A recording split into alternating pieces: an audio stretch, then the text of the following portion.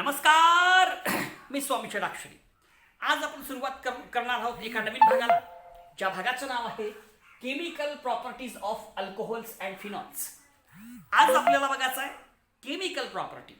Alcohol आणि phenol यांच्या chemical property कोणकोणत्या आहेत त्याच्याबद्दलची सविस्तर माहिती या ठिकाणी आज आपल्याला घ्यायची आहे. त्याच्यामध्ये पहिला भाग आहे laboratory test of alcohols and phenol. Alcohol आणि फिनॉल यांच्या लॅबोरेटरी टेस्ट कोणकोणत्या आहेत त्याच्याबद्दलची माहिती आज या ठिकाणी आपण सविस्तरपणे पाहण्याचा प्रयत्न करूया. ओके, आता लॅबोरेटरी टेस्टमध्ये सर्वात अगोदर टेस्ट कोणती आहे? Litmus test. लिटमस टेस्ट सर्वांना माहिती आहे. लिटमस टेस्ट ही आपण 5वी पासून शिकलेली आहे. आता लिटमस टेस्ट कशी करतात, कशासाठी करतात ते पहिल्यांदा आपण समजून घेऊयात, म्हणजे हा संपूर्ण भाग तुमच्या लक्षात येईल. पहा, आता लिटमस टेस्ट आहे. Litmus paper. आता लिटमस पेपर कसला घेतला आपण? Blue litmus paper.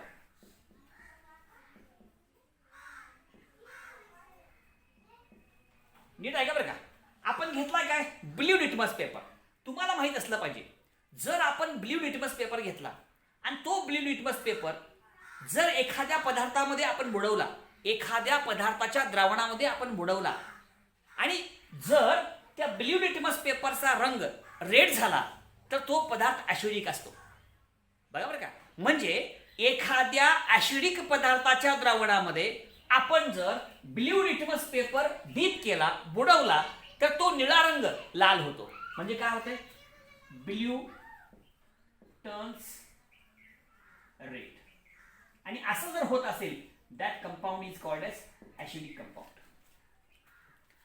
एक लक्षात घ्या, तुम्ही लिटमस टेस्ट करताय, मग लिटमस टेस्ट तुम्ही कशासाठी करताय हे कळणं फार महत्वाचं आहे. लिटमस टेस्ट करण्याचा सगळ्यात महत्वाचा उद्देश एखादा पदार्थ, त्याचं द्रावण हे ॲसिडिक आहे का, बेसिक आहे का, न्यूट्रल आहे. समजा निळा लिटमस पेपर लाल झाला तर तो पदार्थ ॲसिडिक, जर लाल लिटमस पेपर निळा झाला तर तो बेसिक, आणि दोन्हीही होत नसेल तर तो न्यूट्रल. बघा, एखादा पदार्थ ॲसिडिक असेल तर त्याच्यामध्ये निळा लिटमस पेपर लाल होतो. एखादा पदार्थ बेसिक असेल, अल्कलाइन असेल, तर लाल लिटमस पेपर निळा होतो. आणि दोन्ही पण होत नसेल तर तो न्यूट्रल असतो. म्हणजे ॲसिडिक कधी, बेसिक कधी आणि न्यूट्रल कधी हे आपण लक्षात घ्यायचं आहे. बघा, ब्ल्यू लिटमस जर लाल होत असेल, रेड होत असेल, तर तो पदार्थ ॲसिडिक आहे. आणि जर red litmus, blue litmus paper, ठीक आहे, पुन्हा आपण काय करू? रेड लिटमस पेपर म्हणून लिहू. रेड लिटमस पेपर, निळा लिटमस पेपर आणि तांबडा लिटमस पेपर. आता लाल आहे, तांबडा लिटमस पेपर. मग तांबडा लिटमस पेपर मध्ये काय होत असतं? जर red colour, red turns blue, निळा होत असेल तर तो पदार्थ कसा असतो? बेसिक असतो. आणि ह्या दोन्ही गोष्टी होत नसेल तर तो न्यूट्रल असतो. No change. नीट ऐका बरं का, नीट ऐका. लिटमस पेपर कशासाठी करायची? एखादा पदार्थ ॲसिडिक आहे का, बेसिक आहे का, न्यूट्रल आहे हे कळण्यासाठी लिटमस टेस्ट करायचं. जर आपण ब्ल्यू लिटमस पेपर घेतला आणि ब्ल्यू लिटमस पेपर जर रेड झाला तर तो पदार्थ ॲसिडिक, आणि घेताना द्रावण घ्या, त्याचं ॲक्वाइज सोल्युशन घ्या, पाण्यामध्ये द्रावण घ्या. समजा रेड लिटमस पेपर आपण घेतला आणि तो रेड लिटमस पेपर आपण जर त्या पदार्थाच्या द्रावणामध्ये बुडवला आणि रेड लिटमस पेपर जर ब्ल्यू होत असेल तर तो पदार्थ बेसिक, आणि हे दोन्ही बी होत नसेल तर तो कसा असतो? न्यूट्रल. नो चेंज असेल तर न्यूट्रल. बस. म्हणजे ॲसिडिक कधी, बेसिक कधी आणि न्यूट्रल कधी हे पहिल्यांदा आपण लक्षात घेणं फार महत्वाचं आहे. जर निळा लिटमस पेपर लाल होत असेल तर तो पदार्थ काय झाला? ॲसिडिक झाला. आणि घेत असताना द्रावण घ्यायचं त्या पदार्थाचं. जर तांबडा लिटमस पेपर म्हणजे रेड लिटमस पेपर निळा झाला, ब्ल्यू झाला, तर त्या ठिकाणी त्या पदार्थाला म्हणायचं बेसिक. बस. आणि त्या ठिकाणी एक काळजी घ्यायचं की द्रावणाच्या स्वरूपात तो पदार्थ घ्यायचा. आणि जर दोन्ही बी बदल होत नसेल तर तो न्यूट्रल झाला, संपलं. मग आपण काय करू? अल्कोहोल घेऊ, त्याचं द्रावण घेऊ, फिनॉल त्याचं द्रावण घेऊ. आणि एक लक्षात घ्या, जे अल्कोहोल, जे फिनॉल वॉटर सॉल्युबल आहेत, अशा अल्कोहोलसाठी अशा फिनॉलसाठी ही टेस्ट आहे. समजलं का? म्हणजे for water soluble alcohols and phenols. एक एक वाक्य नीट लक्षात घ्या बरं का. अतिशय सोपी माहिती आहे, फक्त व्यवस्थित समजून घ्यायचं आहे. तुमच्या समोर प्रत्येक पॉईंट मी लिहितोय. बाबांनो, लिटमस टेस्ट आहे. लिटमस पेपरची टेस्ट आपण करतोय आपल्या प्रयोगशाळेमध्ये, लॅबोरेटरी टेस्ट आहे. मग ह्या लिटमस टेस्टमध्ये ही लिटमस टेस्ट कुणासाठी आहे? आपल्या वॉटर सॉल्युबल अल्कोहोलसाठी आणि वॉटर सॉल्युबल फिनॉलसाठी. तुमचा जो अल्कोहोल आहे किंवा फिनॉल आहे तो जर वॉटर सॉल्युबल असेल तर अशा प्रकारच्या अल्कोहोलसाठी, अशा प्रकारच्या फिनॉलसाठी लिटमस टेस्ट वापरायची. आता दोघांची टेस्ट करू आपण. दोघाला बी टेस्ट करू आपण. कुणाला टेस्ट करायचं? अल्कोहोलला आणि फिनॉलला. बघा काय केलं बघा. ह्याच्यामध्ये घेतलं आपण द्रावण, अल्कोहोलचं घेतलं आणि ह्याच्यामध्ये घेतलं फिनॉलचं. हां, अल्कोहोलचं द्रावण हे तर तुम्ही वाटल्यास aqueous solution of alcohol. ठीक आहे. आणि ह्याच्यामध्ये आपण घेऊयात aqueous solution of phenol, of phenols. ठीक आहे, अल्कोहोल्स. बघा नीट आहे का बरं का. तुमच्या समोर मी व्यवस्थितपणे लिहिले. आता ही टेस्ट ट्यूब आहे. आता या टेस्ट ट्यूबमध्ये काय केलं मी? aqueous सोल्युशन ऑफ अल्कोहोल्स घेतलं आणि जो अल्कोहोल वॉटर सॉल्युबल आहे अशा प्रकारच्या अल्कोहोलसाठी ही टेस्ट आहे. हे पण व्यवस्थित लक्षात घ्या. म्हणलं for water soluble alcohols and phenols ही टेस्ट आपण कामाला येते. ओके. दुसरं महत्वाचं वाक्य हे तर काय घेतलं आपण? फिनॉल्स वॉटर सॉल्युबल म्हणजे aqueous solution of phenol. aqueous solution म्हणजे पाण्यामधलं द्रावण घेतलं आपण. aqueous म्हणजे पाण्यामधलं द्रावण. दोन्ही बी घेतलं, अल्कोहोल बी घेतलं, फिनॉल बी घेतलं. ठीक आहे. आता लिटमस टेस्ट आपण करू. आणि लिटमस टेस्ट केल्यानंतर, लिटमस टेस्ट आपण जेव्हा करतो, लिटमस टेस्ट केल्यानंतर काय कन्क्ल्युजन येतं बघू आपण. मग काय निष्कर्ष निघतो बघू. अल्कोहोल हे ऍसिडिक आहेत का बेसिक आहेत का न्यूट्रल आहेत? फिनॉल्स हे ऍसिडिक आहेत का बेसिक आहेत का न्यूट्रल्स आहेत? ते आपण टेस्ट करू. संपली टेस्ट. अतिशय सोपी टेस्ट आहे. पहा आता हा कोण आहे? aqueous solution of alcohol. ठीक आहे. ह्याच्यामध्ये आपण काय करू? निळा लिटमस पेपर टाकू, red litmus paper. Red litmus paper जर तुम्ही या aqueous सोल्युशन मध्ये बुडवलात अल्कोहोलच्या, तर रेड लिटमस पेपरचा कलर बदलत नाही. No change in colour. No change in colour. कळलं का? ह्याच्यामध्ये तुम्ही रेड लिटमस पेपर बुडवा. रेड लिटमस पेपर बुडवला, बरोबर आहे का? कलर बदलत नाही. आता ब्ल्यू घ्या. आता ब्ल्यू घ्या. आता ब्ल्यू लिटमस पेपर ह्याच्यामध्ये बुडवा. ब्ल्यू लिटमस पेपर जेव्हा त्याच्यामध्ये आपण डीप करतो, बुडवतो, तेव्हा सुद्धा त्याच्या कलरमध्ये चेंज होत नाही. No change in colour. No change in colour. बघा बरं का, दोन्ही गोष्टी तुमच्या समोर येतात. म्हणजे आपण काय केलं? निळा लिटमस पेपर बुडवला अल्कोहोलच्या द्रावणामध्ये, त्याचबरोबर लाल लिटमस पेपर बुडवला अल्कोहोलच्या द्रावणामध्ये. दोघाचा बी कलर बदलला नाही. याचा अर्थ काय होतो? याचा अर्थ असा होतो की हा जो तुमचा अल्कोहोल आहे, अल्कोहोल हा न्यूट्रल आहे. लिटमस पेपर टेस्टसाठी तो न्यूट्रल आहे. म्हणजे अल्कोहोलचं aqueous सोल्युशन हे कसं आहे? न्यूट्रल आहे, असं ह्या प्रयोगावरून सिद्ध होतं. आणि देअरफॉर अल्कोहोलचा न्यूट्रल. झाली पहिली टेस्ट आपण केली. आणि पहिल्या टेस्टहून काय लक्षात आलं? पहिली टेस्ट आपण जेव्हा केलो तेव्हा एक महत्वाची गोष्ट लक्षात आली. बाबांनो, हे जे अल्कोहोल्स आहेत ते न्यूट्रल आहेत. कारण निळा लिटमस पेपर लाल झाला नाही, त्याचबरोबर लाल लिटमस पेपर सुद्धा निळा झाला नाही. No change in the colour of red litmus paper and also blue litmus paper. No change in the colour of blue and red litmus paper. Blue सुद्धा बदलाला नाही. संपलं. म्हणून तो न्यूट्रल झाला. म्हणजे लिटमस टेस्टसाठी तो न्यूट्रल आहे. कळलं का? ही टेस्ट तो दाखवत नाही. Okay, concept clear. Alcohols neutral. Alcohol हे कलर चेंज करू शकले नाही, त्याच्यामुळे ते न्यूट्रल. बरोबर आहे का? ठीक आहे. आता या ठिकाणी ब्ल्यू बी घेतलं, रेड बी घेतलं, ब्ल्यू बी घेतलं, कलर बदलला का? नाही. ओके. ही तर फिनॉल आहे. ह्याच्यामध्ये पण आपण लिटमस पेपर बुडवू. हे आहे aqueous सोल्युशन ऑफ फिनॉल. आणि या द्रावणामध्ये आपण जेव्हा लिटमस पेपर बुडवतो तेव्हा काय होतं बघू. काय होतो? रेड लिटमस पेपर बुडवला. पहिल्यांदा आपण ब्ल्यू घेऊया. ब्ल्यू लिटमस पेपर बुडवला. आता ब्ल्यू लिटमस पेपर ह्याच्यामध्ये जेव्हा बुडवला तेव्हा तो रेड झाला.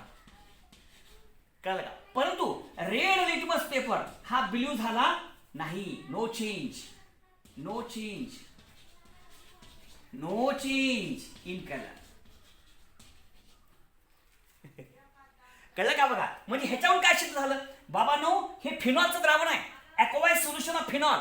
आणि फिनॉलच्या द्रावणामध्ये आपण जेव्हा ब्ल्यू लिटमस पेपर बुडवला तेव्हा तो ब्ल्यू लिटमस पेपर रेड झाला. याच्यावरून असं सिद्ध होतं की फिनॉल हे कसं आहे, ऍसिडिक आहे. वीक ऍसिडिक आहे पण ऍसिडिक आहे, ऍसिडिक आहे असं सिद्ध होतं. रेड लिटमस पेपर मध्ये काहीही बदल झाला नाही, म्हणजे तो बेसिक नाही. हा झाला बदल. Blue litmus paper turns red and therefore phenols are weakly acidic, म्हणून ते ऍसिडिक आहेत असं याच्यावरून सिद्ध होतं. आणि अशा प्रकारे या तुमच्या लिटमस पेपरचा निष्कर्ष, कन्क्ल्युजन काय आहे? अल्कोहोलच्या द्रावणामध्ये, अल्कोहोलचं पाण्यामधलं द्रावण, आणि ही टेस्ट कुणासाठी आहे? फक्त त्या अल्कोहोलसाठी, त्या फिनॉलसाठी जे अल्कोहोल्स किंवा फिनॉल्स वॉटर सॉल्युबल आहेत, जे अल्कोहोल्स किंवा फिनॉल्स वॉटर सॉल्युबल आहेत अशासाठी ही टेस्ट आहे. आणि मग अल्कोहोलच्या द्रावणामध्ये जेव्हा तुम्ही बुडवलात, ब्ल्यू लिटमस पेपरचा कलर बदलला नाही, रेड लिटमस पेपरचा कलर बदलला नाही.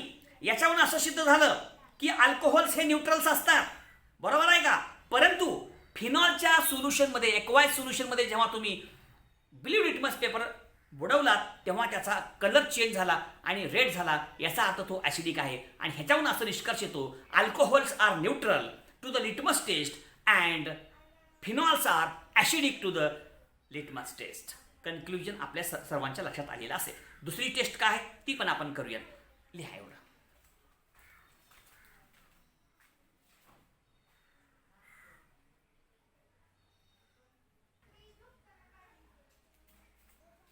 ठीक आहे, आता संपूर्ण माहिती तुमच्या समोर आहे. प्रत्येक कन्सेप्ट व्यवस्थित समजून घ्यायचा आहे. दुसरी जी टेस्ट आहे त्याला आपण सुरुवात करूयात. आणि दुसरी जी टेस्ट आपल्या पुस्तकात दिलेली आहे त्या दुसऱ्या टेस्टचं नाव आहे रिॲक्शन विथ बेसिस. इथं लिहितो मी, रिॲक्शन विथ बेसिस. नीट ऐका बरं का, प्रत्येक कन्सेप्ट व्यवस्थित समजून घ्या, म्हणजे प्रत्येक कन्सेप्टचा अर्थ तुमच्या सर्वांच्या लक्षात येईल. ठीक आहे, रिॲक्शन विथ बेसिस हा कन्सेप्ट या ठिकाणी आपण लिहिलेला आहे. ठीक आहे, आता एक लक्षात घ्या, आता बेस सोबत रिॲक्शन होते का अल्कोहोलची? अल्कोहोल हा बेस सोबत रिॲक्ट होतो का? अल्कोहोल हा बेस सोबत रिॲक्ट होतो का? फिनॉल हा बेस सोबत रिॲक्ट होतो का? याच्याबद्दलची माहिती घ्यायची आहे. म्हणजे अल्कोहोल किंवा फिनॉल हे बेस सोबत रिॲक्ट होतात का? होतात तर का बरं, होत नाहीत तर का बरं? कारणासहित बघायचं आहे. मग त्याच्या अगोदर काही माहिती सांगतो, आपण लक्षात घ्या. समजा आपण घेतला वीक ऍसिड, समजा आपण वीक ऍसिड घेतला. वीक ऍसिड हा स्ट्रॉंग ऍसिड सोबत, स्ट्रॉंग बेस सोबत रिॲक्ट होत नाही. Weak acid do not react with weak base. बघा बरं का, काय सांगतो मी, सांगा बघाय का. वीक ऍसिड जे असतात ना, वीक ऍसिड हे वीक बेस सोबत रिॲक्ट होत नाही. Weak acid do not react with the weak base but they reacts with strong base. नीट, स्ट्रॉंग बेस कोणता आहे? NaOH हे एक स्ट्रॉंग बेस आहे, KOH हे एक स्ट्रॉंग बेस आहे. ओके, संपलं. Concept clear. आता इथं तुम्हाला काय कळालं बाबांनो? अतिशय सोपं वाक्य तुमच्या समोर मी लिहिलेलं आहे. वीक ऍसिड हे वीक बेस सोबत रिॲक्ट होत नाहीत. आता वीक बेसचं उदाहरण काय? सोडियम बायकार्बोनेट हा वीक बेस आहे. सोडियम बायकार्बोनेट हा वीक बेस आहे. अशा प्रकारच्या बेस सोबत वीक ऍसिड रिॲक्ट होत नाही. Weak acid can react with strong base. ते स्ट्रॉंग बेस सोबत रिॲक्ट होऊ शकतात. मग आता स्ट्रॉंग बेस कोण आहे? तर सोडियम हायड्रॉक्साईड आहे, पोटॅशियम हायड्रॉक्साईड आहे, हे काही एक्झाम्पल्स आहेत. याच्यासोबत वीक ऍसिड रिॲक्ट होऊ शकतो. ओके, सगळ्यात महत्वाचं पहिलं वाक्य आपण लक्षात घ्यायचं आहे. समजा ऍसिड व्हेरी वीक असेल, व्हेरी वीक असेल,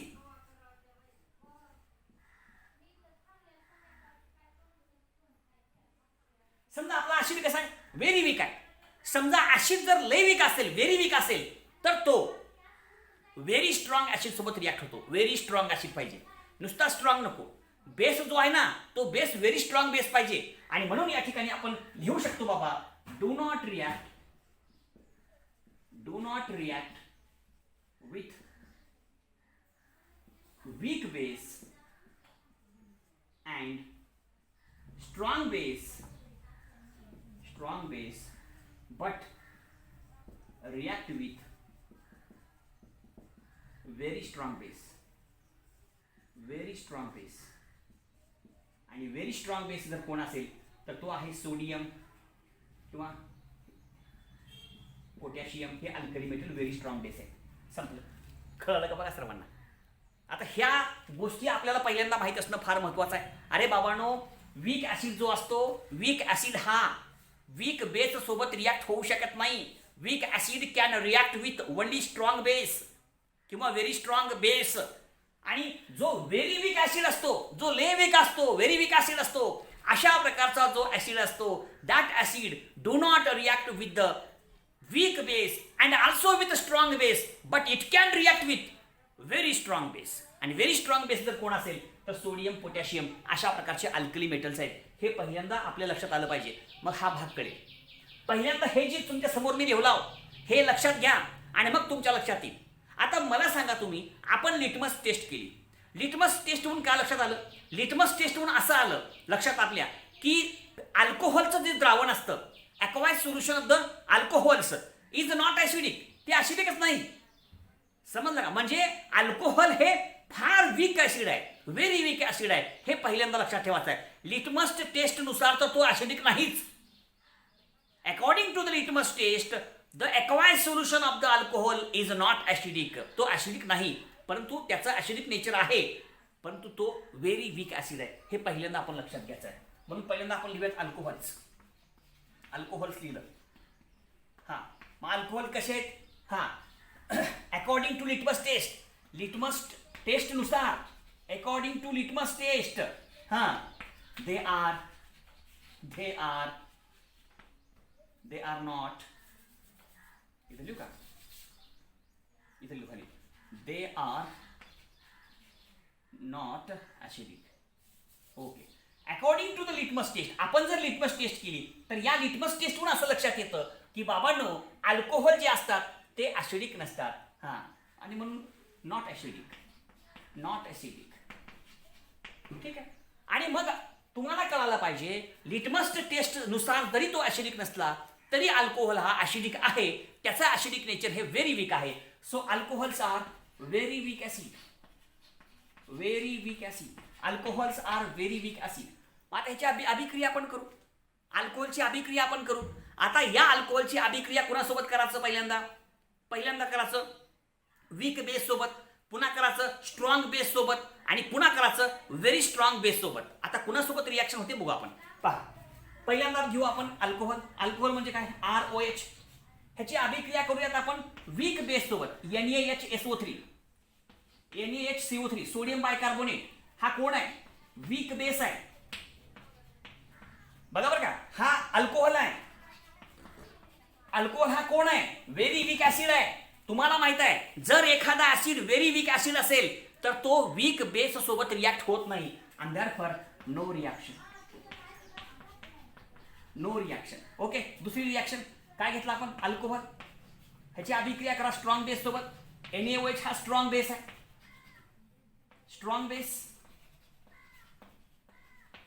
बघा, या ठिकाणी अल्कोहोलची अभिक्रिया आपण कोणासोबत केली? अल्कोहोलची अभिक्रिया आपण केली स्ट्रॉंग बेस सोबत.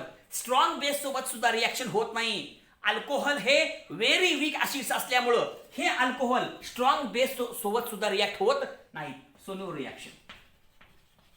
रिॲक्शन. आणि सर्वात शेवटचं आणि महत्त्वाचं वाक्य असं आहे, आपण इथे घेऊ 2 ROH घेतलं आपण, प्लस काय घेतलं? या ठिकाणी घेऊ सोडियम मेटल. कळलं का? हां, हे सोडियम आहे. आता हा कोण आहे? सोडियम मेटल आहे. आणि सोडियम मेटल कोण आहे? व्हेरी स्ट्रॉंग बेस आहे. नुसता स्ट्रॉंग बेस नाही, व्हेरी स्ट्रॉंग बेस आहे. आणि हा कसा आहे? व्हेरी वीक ॲसिड आहे. आणि very weak acid can react with very strong acid. आणि ह्याच्यावरून असं सिद्ध होतं की हा व्हेरी वीक ॲसिड का होणार, पण ॲसिडिक आहे. कारण ह्या दोघांमधला बॉन्ड तुटतो. O आणि H मधला बॉन्ड तुटला, H निघून गेला, H+ आयन निघून गेला. आणि तुम्हाला माहित आहे, जो पदार्थ H+ आयन तयार करतो असा पदार्थ म्हणजे कोण आहे?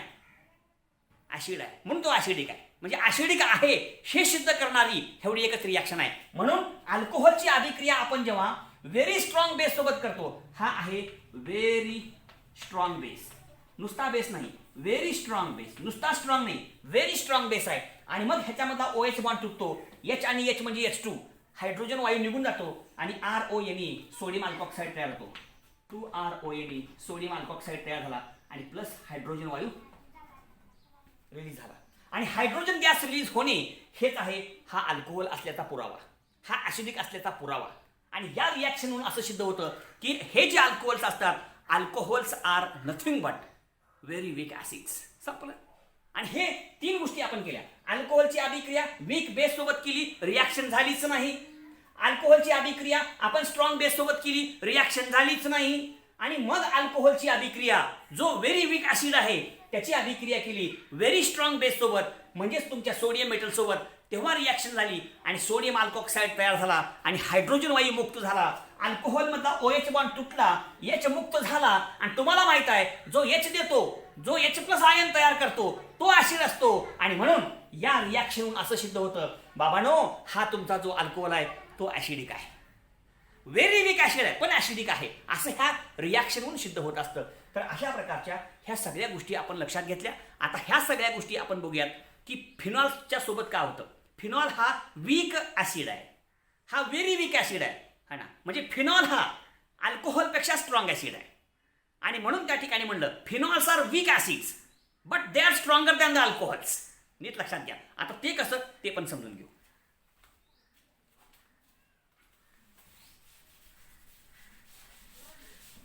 पहा, नीट लक्ष द्या बरं, व्यवस्थित. अतिशय सोप्या संकल्पना आहे, फक्त व्यवस्थित समजून घ्यायचा. आणि मग या ठिकाणी आपण घेऊ फिनॉल्स. आणि तुम्हाला माहित आहे फिनॉल्स हे कसे आहेत.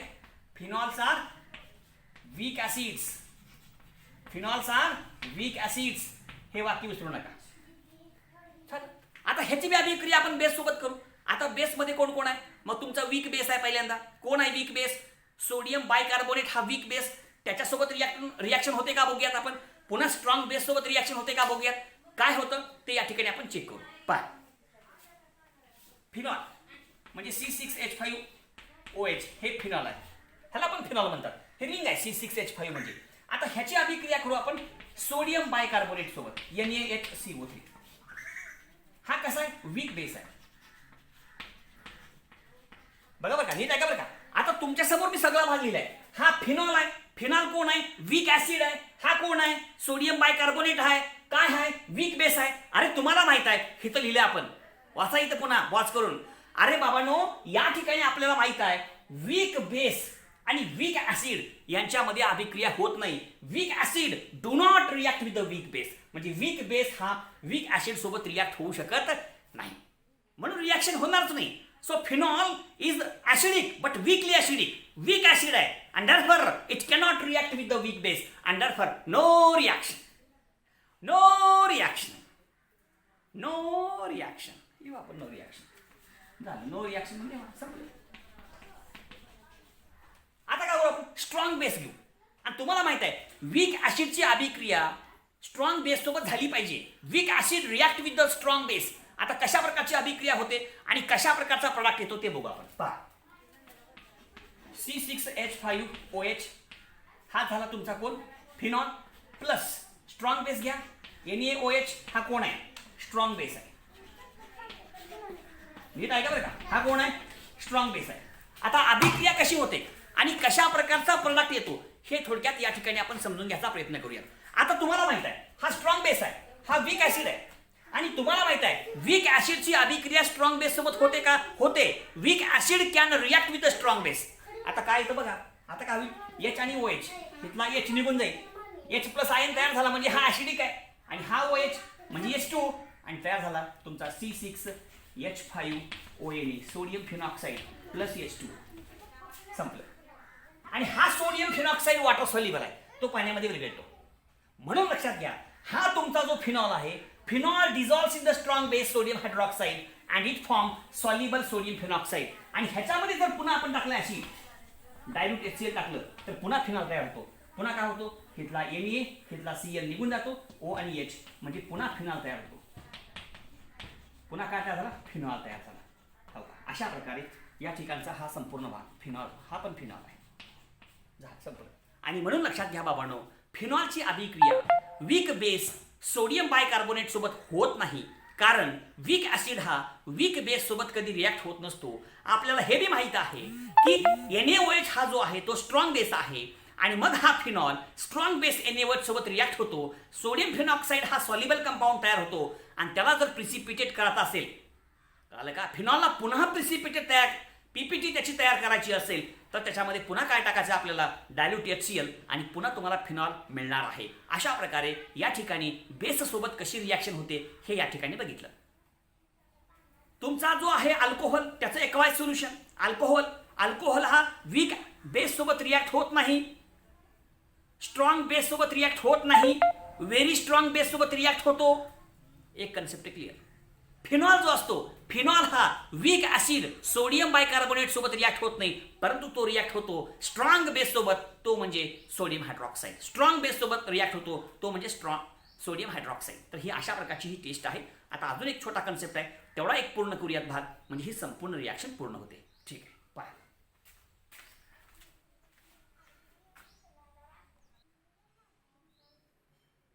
ठीक आहे, पहा. आता या ठिकाणी एक छोटीशी हेडिंग आपण बघूया, that is characteristic test for phenols.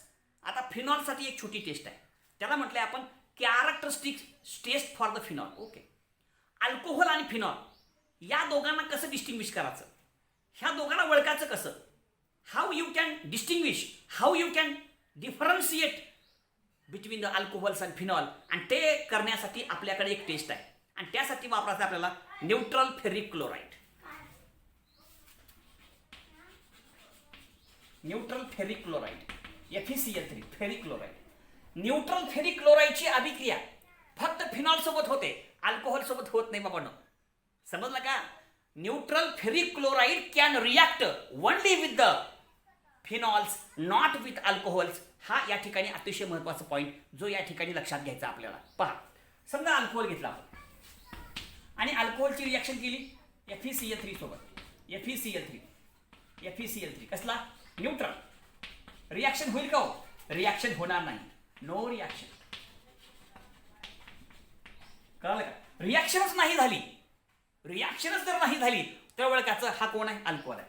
ह्याच्याऐवजी आपण फिनॉल घेतलं, 3C6H5 किंवा रिंग घेऊ. 3 हे तुमची रिंग C6H5, हे O आणि हे H आहे. ह्याची अभिक्रिया करा FeCl3 सोबत. आता रिॲक्शन कशी होते बघा. एक वाक्य लक्षात ठेवा, या अभिक्रियेमध्ये हा जो तुमचा फिनॉल आहे, फिनॉलची अभिक्रिया फेरिक क्लोराईड सोबत होते. Phenol can react with the ferric chloride and it form deep colouration, deep coloured compound. Purple रंगाचा, कळालं का, एक विशिष्ट रंगाचा कंपाऊंड तयार होतो, डीप रंगाचा एक विशिष्ट प्रकारचा कंपाऊंड त्या ठिकाणी तयार होतो. अभिक्रिया कशी होते, हा OH बॉन्ड ब्रेक होतो, ऍसिडिक आहे, हा H देतो आणि मग हा Fe जो आहे ह्याच्यासोबत कंबाईन होतो आणि हे 3H आणि 3Cl 3HCl निघून जातात. म्हणजे मायनस इथं लिहू का, 3HCl. हा काल उत्तर बघा, हे काय तुमचे, हे किती आहेत, हे 3 आहेत, टेकन थ्राईस, आणि Fe एकच आहे, हा Fe एकच आहे, हो का, Fe एकच आहे. अशा प्रकारचा हा कंपाऊंड, आणि हा कंपाऊंड जो आहे याला रंग असतो डीप कलरेशन. डीप कलरेशन रंग आहे ह्याला कसला, मग पर्पल असेल, पर्पल किंवा व्हायलेट, पर्पल रंग असेल किंवा व्हायलेट रंग असेल, किंवा ह्यापेक्षा आणखी एखादा वेगळा रंग असू शकतो, दॅट इज द ग्रीन रंग असू शकतो. ग्रीन रंग संपलं, ओळखायचं बाबांनो. आता FeCl3 आहे, FeCl3ची अभिक्रिया दोघांसोबत करायचं आणि ज्याच्यासोबत रिॲक्शन झाली, जिथं रंग आला ओळखायचा हा फिनॉल आहे, रंग नाही आला तर अल्कोहोल, रंग आला तर फिनॉल. अशा प्रकारची ही अभिक्रिया करायचं आणि याच्या आधारे आपण ओळखू शकतो की फिनॉल कोण आहे आणि अल्कोहोल कोणता आहे. पहा, आता हे अल्कोहोल आहे आणि त्याच्यामध्ये टाकलं आपण न्यूट्रल FeCl3. कळलं, अल्कोहोलची अभिक्रिया FeCl3 सोबत होतच नाही, so no colour, no deep colour, रंगच येत नाही, नो डीप कलर. रंग जर नाही आला तर ओळखायचा अल्कोहोल आहे. फिनॉल आहे समजा, ह्या फिनॉलमध्ये, या फिनॉलमध्ये आपण काय टाकलं, न्यूट्रल FeCl3, आणि तुम्हाला माहित आहे न्यूट्रल FeCl3 ची अभिक्रिया फिनॉल सोबत होते and there is coloration, deep color. Deep color is formed. Deep color is formed. That is purple or violet or green. अशा प्रकारचा रंग आला केवळकाचा हा फिनॉल आहे. रंग आला फिनॉल, रंग नाही आला अल्कोहोल. संपलं. अशा प्रकारे ह्या दोघांना आपल्याला डिस्टिंग्विश करता येतं. तर अशा प्रकारे अल्कोहोल आणि फिनॉल या दोघांना एकमेकापासून डिस्टिंग्विश करण्यासाठी न्यूट्रल फेरिक क्लोराईडचा वापर करतात. न्यूट्रल फेरिक क्लोराईड हा अल्कोहोलसोबत रिॲक्ट होत नाही, रंगीत पदार्थ तयारच होत नाही कारण रिॲक्शनच होत नाही. परंतु हाच न्यूट्रल फेरिक क्लोराईड त्या फिनॉलसोबत होतो कारण फिनॉल हा अल्कोहोलपेक्षा स्ट्रॉंग ॲसिड आहे. हे आपण लक्षात घेतलेलं असेल, कळलेलं असेल. आणि म्हणून त्या ठिकाणी डीप रंगाचा, मग तो पर्पल असेल, व्हायलेट असेल किंवा ग्रीन रंगाचा एक पदार्थ तयार होतो आणि रंग आला रे आला की मनाचं फिनॉल आहे, रंग नाही अल्कोहोल आहे. अशा प्रकारची संपूर्ण अभिक्रिया, अशा प्रकारच्या ह्या सगळ्या टेस्ट आपण घेतल्या. धन्यवाद.